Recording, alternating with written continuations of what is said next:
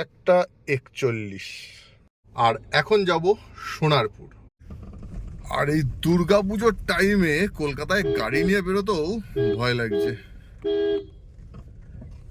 এত জ্যাম হচ্ছে। আর জায়গায় জায়গায় বাঁশ দিয়ে ঘিরে দিয়েছে, রাস্তা আরো ছোট হয়ে গেছে, খুব সমস্যা হচ্ছে। আর বিকালের দিকে যখন ফিরবো তখন তো যাতা অবস্থা হবে। যাই হোক, চপাচপ ঝামেলা মিটিয়ে চলে আসি। এই যে সব প্যান্ডেল, সব পুজোর প্যান্ডেল আর বাঁশ দিয়ে সব ঘেরা, এটাই হচ্ছে সমস্যা। আবার গেট করেছে আর জ্যাম। আরে বাসে মহামায়াতলায় এখান থেকে জ্যাম, তার মানে কামালগাজী পর্যন্ত কি সোনারপুর পর্যন্ত পুরো জ্যাম থাকবে। চলো গাড়ির পিছন পিছন টুকটুক করে। আরে বিশাল লাইন, বিশাল লাইন। নর্মাল ডেতে এইরকম জ্যাম কোনোদিন থাকে না এখানে। এই যে বিশাল জ্যাম, বিশাল জ্যাম। এখন এটা কলকাতা কর্পোরেশনের বাইরে চলে এসেছি। এখানে হচ্ছে কি, ওই ঠাকুর ঠাকুর এখন ঢুকাতে গেলেই বা নিয়ে আসলেই পুরো জায়গায় অবস্থা খারাপ। আর সেরকমই মনে হচ্ছে কিছু একটা হয়েছে, তা নাহলে এইরকম জ্যাম এই রাস্তাটায় থাকে না। পুরো সব গাড়ি দাঁড়িয়ে দাঁড়িয়ে যাচ্ছে, এইরকম অবস্থা হয় না। এই পুজোর সময় কলকাতায় গাড়ি নিয়ে বেরোনো একটা শাস্তি, কারণ উপায় নেই। এক জঘন্য জ্যামে পড়ে গেছি, জঘন্য জ্যাম। প্রায় 15-20 মিনিট তো হয়ে গেলই।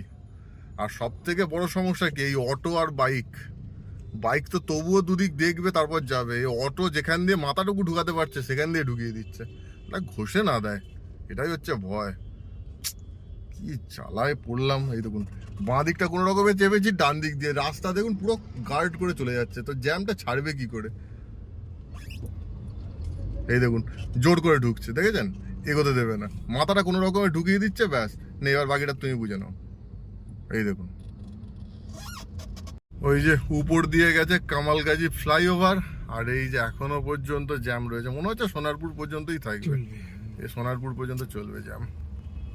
এই সোনারপুর মোড় পার হয়ে সোনারপুরের দিকে ঢুকলাম, বাপরে বাপ, গাড়ি আড়িয়ে আজকে না আসলেই মনে হচ্ছে ভালো হতো। ভুল সময় এসে গেছি, ভাবলাম পুজোর আগে একবার যাই, এতেই গন্ডগোল হয়ে গেছে। এইদিকে দেখুন লাইন দেখুন, ওদিকে তো যুদ্ধ করতে করতে আসলাম, এদিকে এদের লাইন দেখুন। আয় যে যেদিক দিয়ে পারছিস ঢুকে পড়, তারপর দেখা যাবে। বাপ রে বাপ, কি বিশাল জ্যাম দেখুন, কি বিশাল জ্যাম, বাবারে কত বড় লাইন।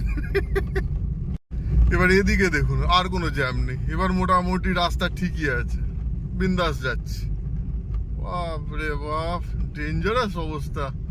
আজকে এই টাইমে এই অবস্থায় পড়বো ভাবতে পারিনি। এখনো পর্যন্ত খাওয়া দাওয়া হয়নি, যেমন পেয়েছে খিদে, তার মধ্যে এইরকম ভাবে টাইম নষ্ট হচ্ছে।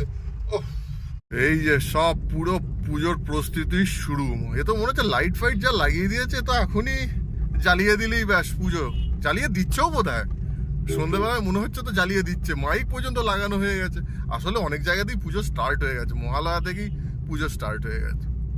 এই যে বাঁ দিকে একটা পুজো প্যান্ডেল, বাঁ দিকে এই যে, এই যে সুন্দর ছোট্টর মধ্যে। আর কলকাতায় ম্যাক্সিমামই তো সব থিম পুজো, ভালো লাগে। রেল লাইনের ধার দিয়ে যেতে হচ্ছে, সব প্যান্ডেল হয়ে রাস্তা সব ছোট হয়ে যাতা অবস্থা, কিছু করার নেই। ডান দিকে রেল লাইন, সোনারপুর স্টেশন পিছনে, আর এই যে এখান থেকে আবার বাঁ দিক ঘুরে যেতে হবে। এ পুরো কানাগলিতে এসে ঠিক মানে আটকে গেছি, কোন দিক দিয়ে বেরোবো, কোন দিক দিয়ে গাড়ি ঘোরাবো, কিচ্ছু বুঝে উঠতে পারছি না। এইদিকেও রাস্তায় এন্ড, আর এইদিকেও একদম সরু গলি, ওখান থেকেও গাড়ি ব্যাক করা যাবে না, পুরো ফেঁসে গেছি। এই যে নিচে রয়েছে একটা ফ্লোর, এটা সেকেন্ড ফ্লোর, যাচ্ছি যাচ্ছি।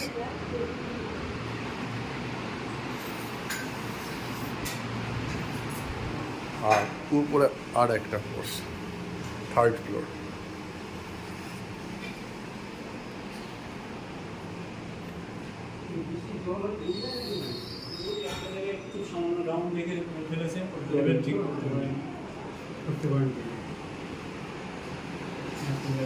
এই যে গাড়ি এখানে রাখা রয়েছে, আর এইখানটা দিয়ে বেরোতে হবে।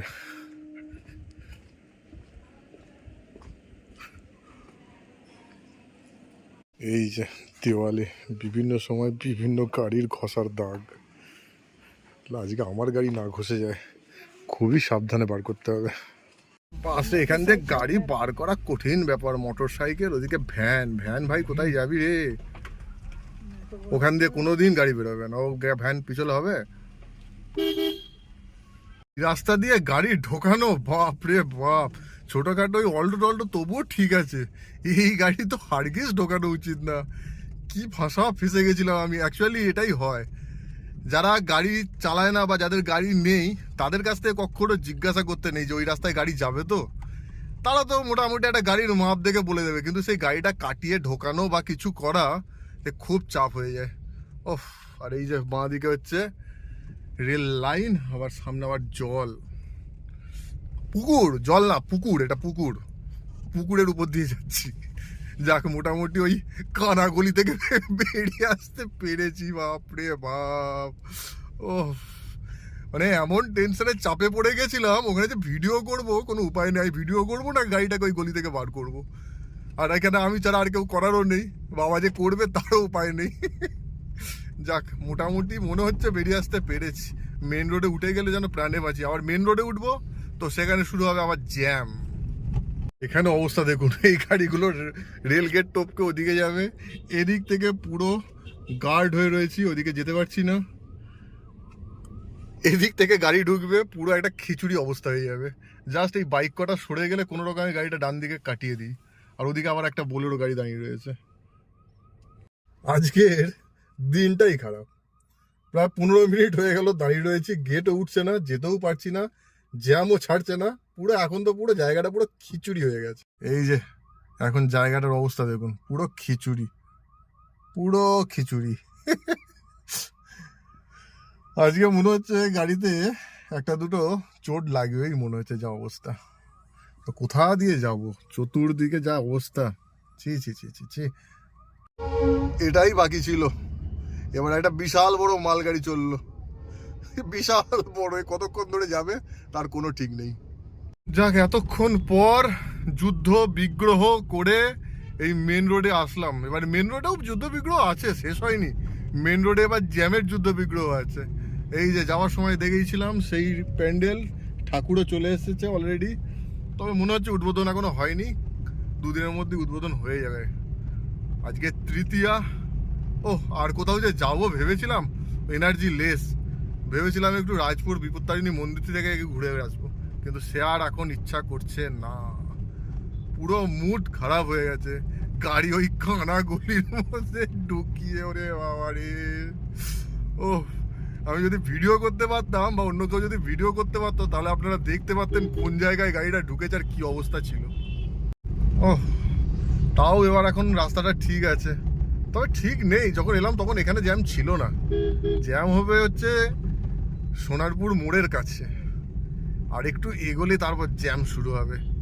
তবে মহামায়াতলা দিয়ে যাব না, মহামায়াতলা দিয়ে প্রচণ্ড জ্যাম হবে। বরং একটু পাটুলি দিয়ে ঘুরে যাব, ওটা বরং ভালোও লাগবে, একটু ঘোরাও হবে, ওটাই ভালো লাগবে। আর এদিকে প্রচুর পেট্রোল পাম্প আছে, তো পরপর 2-3টে পেট্রোল পাম্প। বাহ, এমনি সব ঠিক আছে, এই সব রাস্তাও চওড়া আছে, সব ঠিক আছে। কিন্তু যে জায়গাটা ঢুকেছিলাম ওই জায়গাটা বড্ড সরু রাস্তা, বড্ড সরু রাস্তা। আর অ্যাকুরেট কোণ, মানে একদম এত ছোট কোণ, ওখান থেকে গাড়িটাকে যে টার্নিং নিয়ে ঢোকাবো সেটাই জায়গা পাচ্ছি না। এই যে সোনারপুর মোড়ের কাছে চলে এসেছি, আর এই দেখুন জ্যাম শুরু হয়ে গেছে। আর চতুর্দিকে টোটো না, অটো। এই দেখুন, বাঁ দিকে অটো, মাঝখানে অটো, ডান দিকে অটো। অটোর দুনিয়া, দ্য ওয়ার্ল্ড অফ অটো। এই যে সোনারপুর মোড় থেকে ডান দিকে ঢুকলাম, এখনো তো মনে হচ্ছে খুব গ্যাদারিং, মানে ওই দিকের রাস্তাটায় গ্যাদারিং আছে, কিন্তু এই দিকটা মোটামুটি ছাড়া আছে। যাক, আমি যাবো না। আমি ভাই ফ্লাইওভার পর্যন্ত যেতে পারলে ডান দিক নিয়ে নেবো, আমি এই রাস্তা ধরে যাবো না গড়িয়া। আসার সময় যা জ্যামে ভুগেছি, যাওয়ার সময় জ্যামে আমার ভোগার কোনো ইচ্ছা নেই। এই যে আসার রাস্তাটা দেখেছেন কি অবস্থা, কোথা থেকে জ্যাম। তখন যদিও দুদিকেই জ্যাম ছিল, এখন একদিকেই জ্যাম দেখছি। আজকে সুযোগ পেয়েছি, আজকে পাটুলির ওই লেকের ধারে যাওয়া যেতে পারে। সিগন্যাল হয়ে গেছে, সিগন্যাল যখন দরকার রেড সিগন্যালের, আমি ভাবলাম দুটো কথা বলবো, তখন হয়ে গেল গ্রিন সিগন্যাল। আর যখন গ্রিন সিগন্যালের দরকার তখন হয়ে যায় রেড সিগন্যাল। লাক খারাপ থাকলে এরকমই হয়। সামনে মেঘ করেছে দেখুন, ওরে বাস রে। ভাবলাম আজকে পাটুলির এই লেকের ধারে একটু বসে একটু টাইম কাটাবো, একটু কিছু খাওয়া দাওয়া করবো। দেখুন অবস্থা দেখুন, রিস্ক হয়ে যাবে ফালতু। রিস্ক নিয়ে লাভ নেই। 1 নম্বর ছাতা আনিনি, 2 নম্বর গাড়ি পার্ক করতে হবে অনেকটা দূরে, আর এই বুড়ো বুড়িকে গাড়ি পর্যন্ত নিয়ে যেতে যেতে এরা পুরো ভিজে যাবে। তো রিস্ক নেবো না। মারাত্মক কালো হয়ে গেছে, মারাত্মক কালো আকাশ হয়ে গেছে। ক্যামেরা যা ধরছে তার থেকেও অনেক বেশি কালো আকাশ হয়ে গেছে। এই পাটুলির লেকের ধারে বসে সময় কাটানোর ইচ্ছা আমার মনে হচ্ছে আর পূর্ণ হবে না। কবে থেকে চেষ্টা করছি, কবে থেকে চেষ্টা করছি। আজকে একটা সুযোগ ছিল, আজকে হলো না। থাক, অন্যদিন হবে। এই যে পাটুলির মোড়। চল বেটা, চল চল চল চল চল চল। গ্রিন সিগন্যাল হয়ে গেছে, বাঁ দিকে ঢুকে যাবো। আর এখানে আড্ডা দিলে, একটু টাইম কাটালে সামনে গিয়ে বসতাম। চলো ঢুকে যাই বাঁ দিকে। রিস্ক নিয়ে লাভ নেই। আছে, আমাদের কাছে ছাতা থাকলে আমরাও থাকতাম।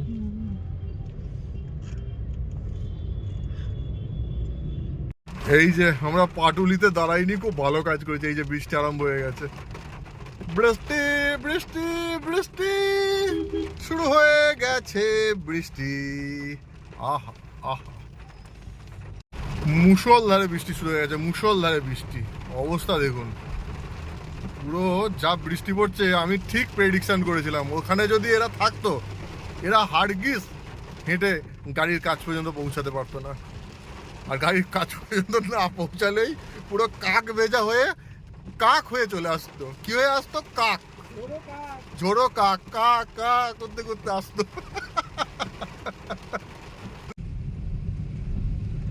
আর গাড়িটাকে গ্যারেজ করতে পারলেই ঝামেলা মিটে যায়। এই বৃষ্টি প্রচন্ড ঝামেলা করছে। আর একটু কিছু করবো যে টাইমটা কোন রকম ভাবে ইনভেস্ট করব, সেটা আর হলো না। পুরো বৃষ্টিটা গন্ডগোল করে দিল, গন্ডগোল গন্ডগোল। চলো চলো চলো। দেখেছেন কেমন রাস্তা, দেখেছেন? আর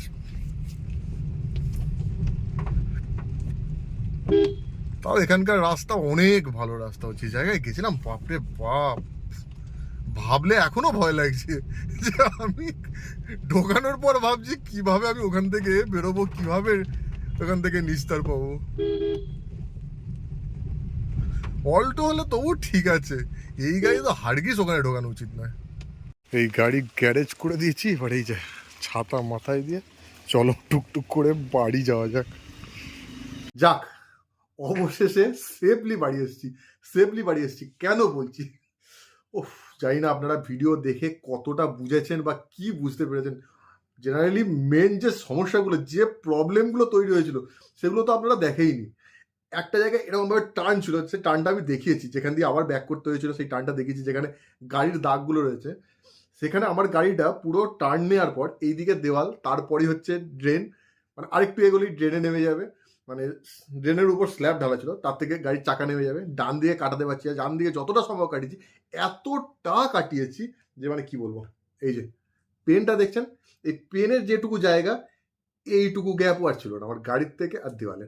আমি তো ভাবলাম গেল আজকে, দেয়ালে ঘষা একটু খাবেই। তো যাই হোক, ভগবানের কৃপায় কিছু হয়নি। ঢুকিয়ে তো দিলাম, এইবার গাড়িটা ঘোরাবো কোথায়? গাড়ি ঘোরানোর জায়গা নেই। সামনে এন্ড, এইদিকে ওই টার্ন, ব্যাক করতে পারবো না। মানে যা তা অবস্থা। জাস্ট কোনো রকমে গিয়ে একটা জায়গায়, ডান দিকে পুকুর। মানে কেউ ভিডিও করার মতো ছিল না। আজকে আমি গোপ্রো নিয়ে যাইনি। আমি আজকে শুধু মনে মনে ভাবছি আজকে গোপ্রোটা আমি কেন নিয়ে গেলাম না। আজকে গোপ্রোটা আমার নিয়ে যাওয়া উচিত ছিল। উফ, সে কিভাবে গাড়িটাকে রিভার্স করে গাড়িটাকে ওখান থেকে ঘুরিয়ে আমি নিয়ে এসেছি।